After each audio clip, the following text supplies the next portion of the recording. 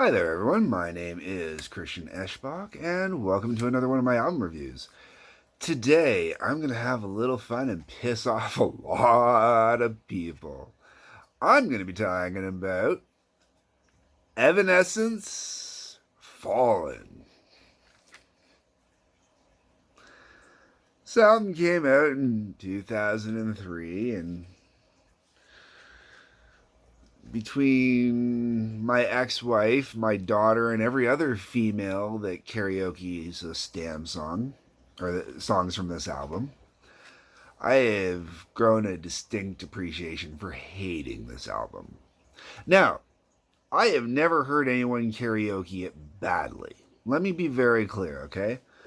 My ex-wife, she had a decent set of pipes, so she could do it and do it in a way that was not bad and did not make you want to kill yourself. My daughter is one of the most amazing vocalists I know, and it actually pisses me off that she sings this garbage because she's so much better. And I'll get into that shortly. And then I've known other girls. I love to go out and karaoke. I've mentioned it in other episodes. I've known other girls, women, sorry, ladies, whatever, to karaoke it. And I've never known anyone to sing it poorly or badly. Most people, if they're going to do Evanescence, they can usually sing. All right. That being said, I loathe pretty female vocals. And when I say pretty female vocals, I mean, for me, okay, these are who I think are three of the best female vocalists going, okay? You got Ann Wilson of Heart. Tina Turner, that's right, man. You give praise where praise is due, man. Tina Turner, beautiful, beautiful vocalist. And then Liz Hale. Oh my God, Liz Hale. Seen the woman live. Now the pictures we brought up here, I'm gonna say two of the three I do not own. The Liz Hale photo, that's mine. I took that. I own that one. That's where I was when I saw her live. I actually heard her with my own ears, not through the PA system, but her singing from the damn floor. Okay, I could hear that. So, Amy Lee, she sings in what I call the pretty style. And the pretty style is, because girls don't want to sing dirty, they don't want to sing rough, they don't want to give it that voice. Put some stink on it. If you ever see the movie What's Love Got to Do with It, it's the Tina Turner movie, okay? Biopic. And great scene with between Tina Turner and Ike Turner. All right. And this is not during the fights. This is one of these great scenes when they're recording. And Ike's just going, no, come on. Put some stank on it. Get some stank on it. Come on. Dirty that up. Get some stank. It's a great scene.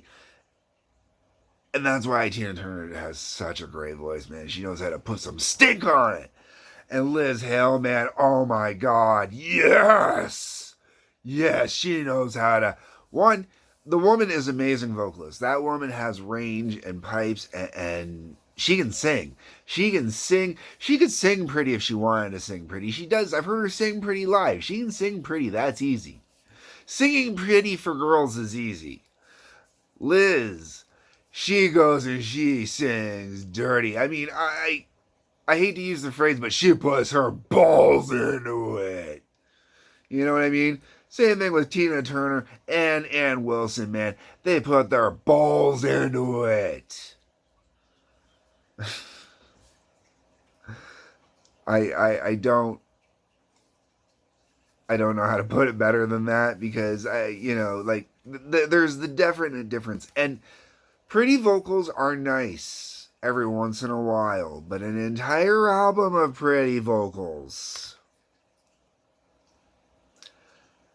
fucking dear God, my apologies, But, oh no. Oh no. Got it.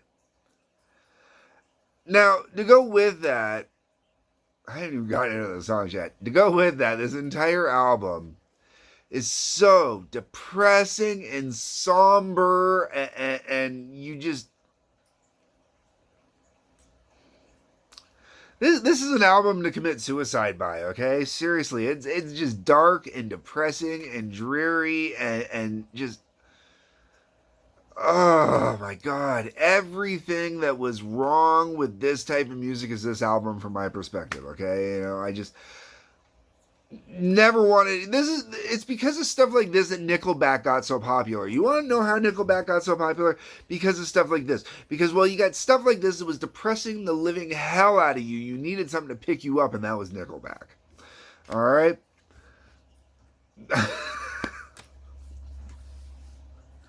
All right. Yeah. Let's get into this album, all right? All right. So, let's start with Going Under. The song that every girl, woman, lady sings.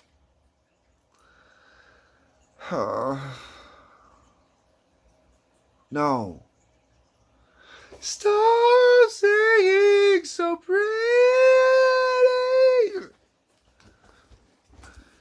I would have loved to have heard Liz Hale put some stang on this, because I'm going under. You know, I can just see Liz putting that stang on, jacking up those guitars, man. Boom, yeah, it would have been rock. This song could have been rock. No, it's a whiny chick. And I'm sorry, that's what it is. Yes, Amy Lee can sing. Yes, she does have a good voice. Let's be very clear. Her voice is doctored on this album. They use some great recording techniques because it is an album. It's studio produced. There's multi-tracking on here. I'm not going to say that they use anything for corrections other than, you know, doing multiple takes, right? You know, old school style, right? So I'm going to see, because, you know, I've heard live stuff. I know she can sing, okay? But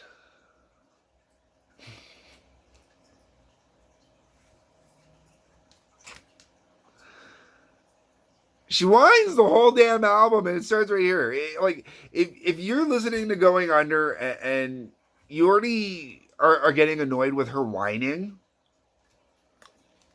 the rest of the album's gonna suck.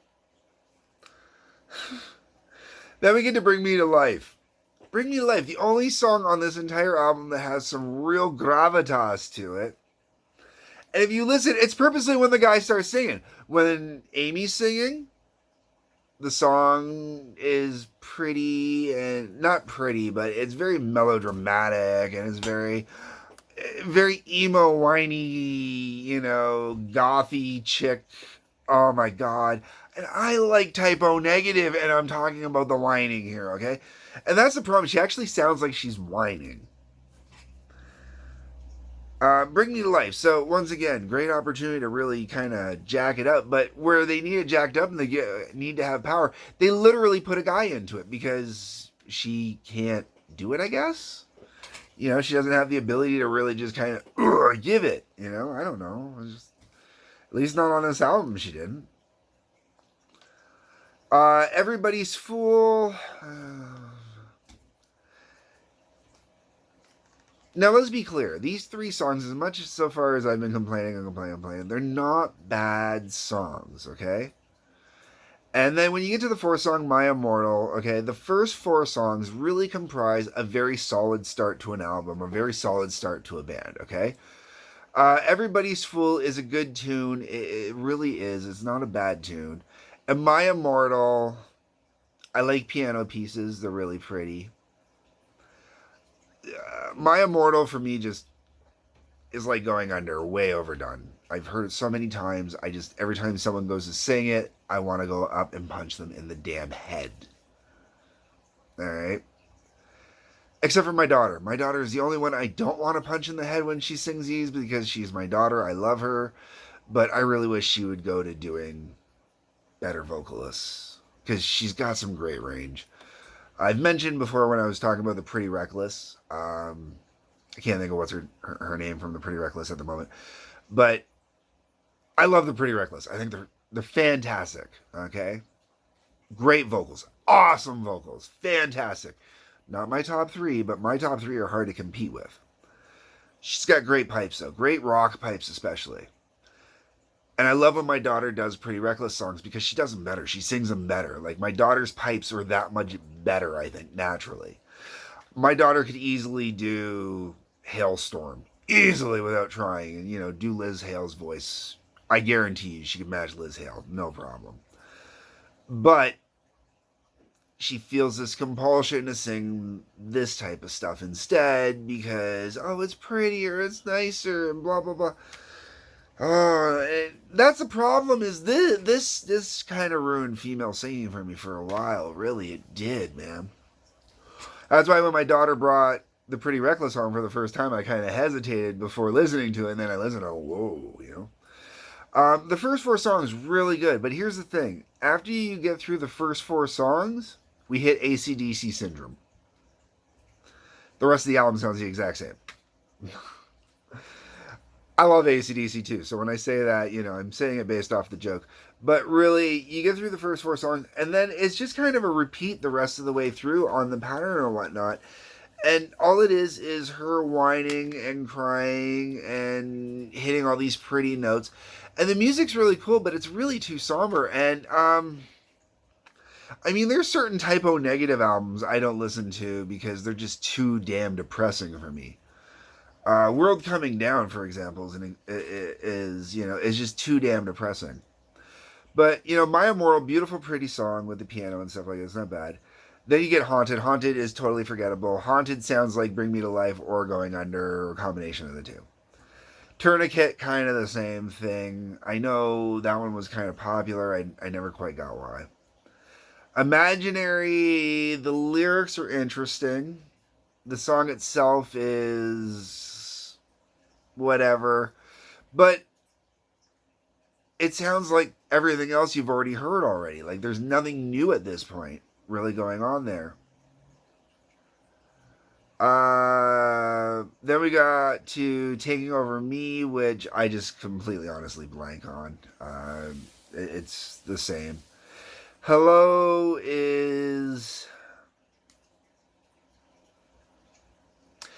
not too bad. There's something about Hello that I find a little interesting. My Last Breath, same thing. There's something about it's a little interesting, but not memorable interesting because I can't remember which one of the two it is that I want to say certain things about at the moment. And then the album finishes off with Whisper. Naturally, the original variation, the album finishes off with Whisper. And Whisper isn't a bad song. It's kind of a nice heavy song, sort of, to end the album on, but it's no different than anything else you've already heard at this point on this album. So basically, from my perspective, you listen to the first four songs on the album, you got the gist of the album, you don't need to listen to anything else unless you really want to get into the lyrics. And her lyrics really... Imaginary, yeah, that one's not too bad. And a couple other ones, there's some noticeable lyrics here and there. I'm not a big lyric guy, to be completely honest. I've mentioned this before. But there's nothing on here that really stands out. Once again, not that I have anything against Amy Lee, but let me tell you, sitting through this damn album to do this review, because I'm reviewing this album right after I just finished listening to it. It is the first time I have listened to this album, honestly, in a decade, in its entirety, from one end to the other, at least a decade. Once again, my ex-wife, my daughter, killed it for me. Way overplayed the whole album, not just one song. When I listen to this album is pure torture because I know every part of this album. I remember it all comes flooding back, and it's just like, Jesus, sweet God, save me now.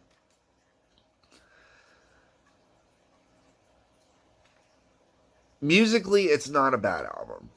I know that my ex, I believe, has a second one as well, or had the second one as well, I think. Because I think I remember hearing it. It wasn't that good. Or maybe it was just I heard songs on YouTube and they weren't that good.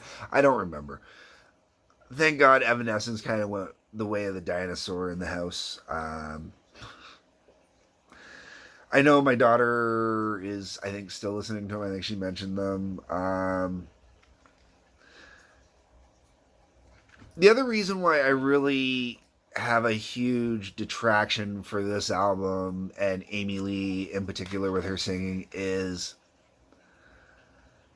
when you get to bands like Nightwish, and they've had a multitude of vocalists, and their vocalists are fantastic, but they still sing girly too, and that's the problem. Is that operatic? Let's sound pretty. We can't sound ugly. It has to be pitch perfect. It has to be this, that, and the other thing. Blah blah blah blah blah. Amy Lee kind of killed that for me with that. So a lot of power metal with female vocalists because that's how the female vocalists sound. But I have issues with the male vocalists for the same reason. Okay. Um, I like my vocalists to sound pure and raw. Now, I mean, I don't want them to sound necessarily Bob Dylan, but there's something to be said about raw vocalists, about vocalists that aren't necessarily pitch perfect and put dirt on it and make it a little bit grungy and gnarly and, not pretty. And Amy Lee overpretties it and depresses the fuck out of me, man. Like I said, I like Type O Negative, man. I like my dreary, dark music, some Glenn Danzig in there too. This just, no. And that's the problem, is the passion is all somber and depressing. There's no up. There's no up on this album. There's no upswing on this album. There's no upbeat on this album. There's nothing to actually warm you up, cheer you up, right? It's fucking depressing as hell. So depressing. So yeah, I don't recommend this album to anybody. If you're a woman, lady, girl, whatever terminology we're using, okay, if you're into that, okay. If you're into Nightwish, stuff like that, and you're looking around for some older stuff you haven't heard before, and you haven't heard Evanescence, this is worth checking out, okay? If you want something depressing, if you are suicidal, do not pick up this album. Oh my god, no. Oh god, no. But once again, the first 4 songs, you get the idea of the album. After that, it's just depending on what your lyrical tastes are. There is not variation in this album. I can't say this enough. So I'm going to stop ranting on that one. I'm sorry, folks. I know there are people out there that do like it. I know it's a great album for some people. I know some people love Amy Lee, love Evanescence. I am not one of those people. No disrespect, it's just not my thing. Just really not. I don't enjoy it. Maybe the newer stuff I've heard people say in comments on past reviews. I've had people say that the newer stuff, it is better. I really don't know if I really want to give it a try because I really hate that album. I really don't like listening to it. And I know a lot of that is personal. Okay, let's be very clear. Everything I'm saying is a lot of it's me and my personal life and, how it was killed thanks to the women in my house, followed by every woman in a karaoke bar afterwards. Seriously. I hear any woman sing Going Under, and I just want to go up there and bitch slap the hell out of them to shut them the fuck up. I know it sounds horrible. There's male sung songs I want to do the same thing with. Okay, let's be very clear. But I just don't want to hear anybody ever sing that song again.